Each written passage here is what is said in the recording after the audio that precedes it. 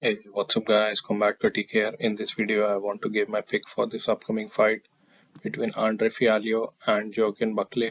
So let's get started. If we look at the records of these two guys, starting with Andre, he has 23 fights in total and he has won 16, lost 6. Out of his 16 wins, 13 have come via knockout. So almost all his wins have come via knockout, one has come via submission and only 2 have gone the distance, 2 wins by decision. If we talk about the 6 losses, he has 4 losses via knockout and 2 losses via decision. He also has 1 no contest.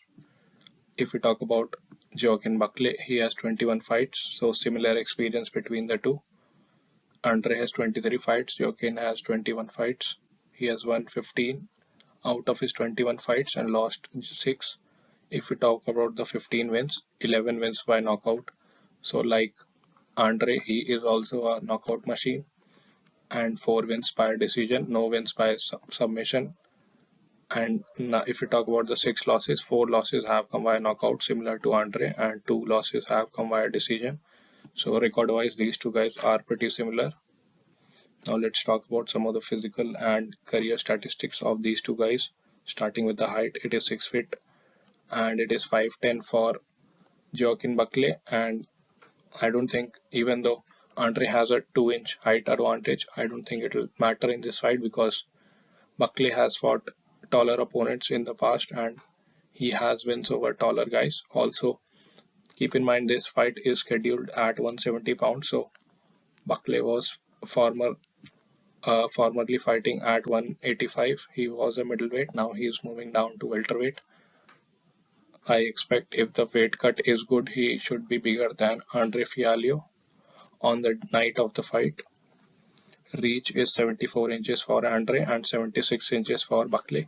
So even though he has a 2-inch height disadvantage, he will have a 2-inch reach advantage over Andre, and stance is orthodox for Andre and southpaw for Joaquin. If we talk about the age, so both these guys are similar in age. I don't think age is a factor in this fight. Now let's talk about the career statistics, starting with the striking numbers. First up, we have the strikes landed per minute. This signifies the number of significant strikes that you land on your opponent per minute on average. That is 3.17 for Andre and it is 3.87 for Buckley. So Buckley will have a slight advantage even though both these numbers are pretty close. Striking accuracy 38% for Andre and 32% for Buckley. So in this case, the advantage goes to Andre. He has a little bit more accuracy in his strikes. Strikes absorbed per minute. This is the opposite of strikes landed per minute. This signifies the number of significant strikes that you absorb per minute. That is 6.22, which is pretty high for Andre, and it is 3.53 for Buckley.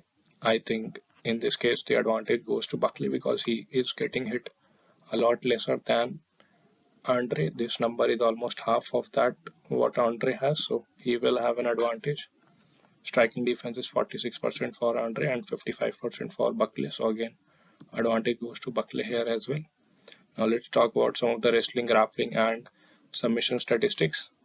Takedown average again 0 for Andre. I don't think he is a wrestler or he is planning to take down, Joaquin.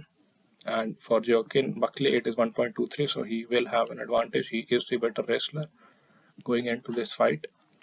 Also on fight night, I'm expecting him to be much bigger. So that definitely helps him in the clinch positions.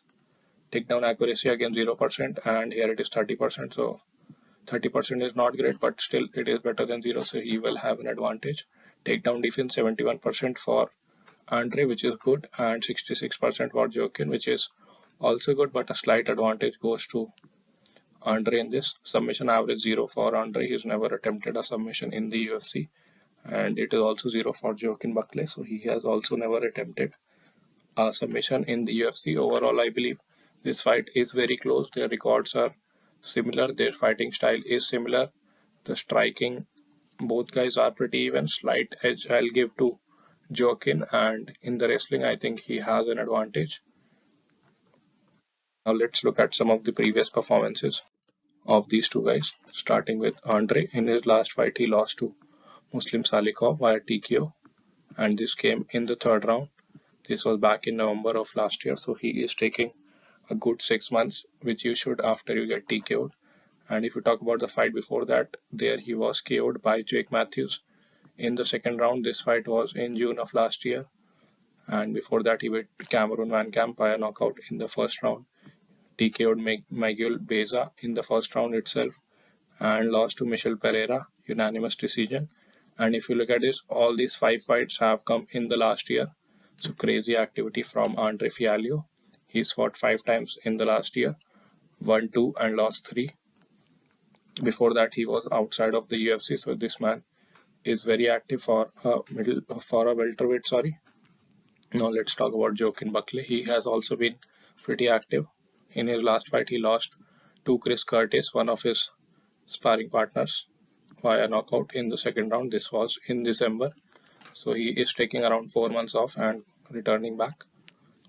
Before that, he lost to Nasruddin Imavov via unanimous decision. So both these guys are on a 2-fight losing streak.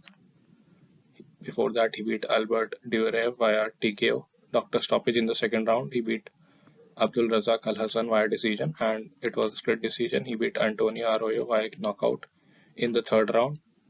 And if you talk about the last year's fights, he has 4 fights in 2022. So this man is also crazy active for he was a middleweight. So for a middleweight, this is good activity. Before that, if you talk about, he got KO'd by Alicio Di Chirico via head kick in the first round, and these things are some of the things that concern me about him. He is very reckless, he is very explosive, and because of that, he often gets caught in these situations. If you look at Kevin Holland, Kevin Holland TKO'd him in the third round back in 2020 when Kevin Holland fought 5 times and won all of those 5 fights. So Joaquin Buckley was one of the victims. If you talk about some of the other fights, he KO'd Jordan Wright and Impa Casagne. This was a knockout of the year.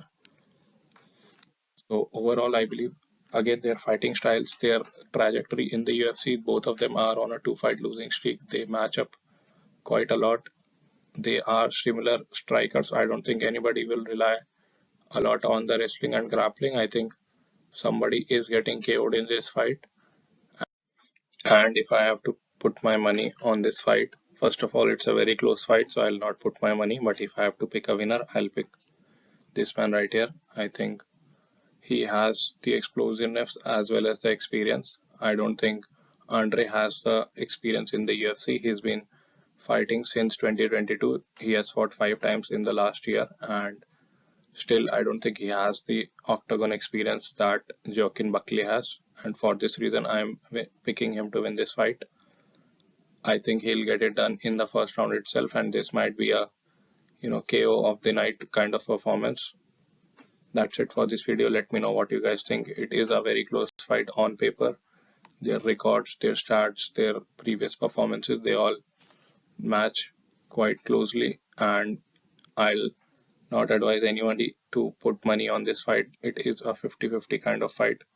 That's it for this video. I'll see you guys in the next one.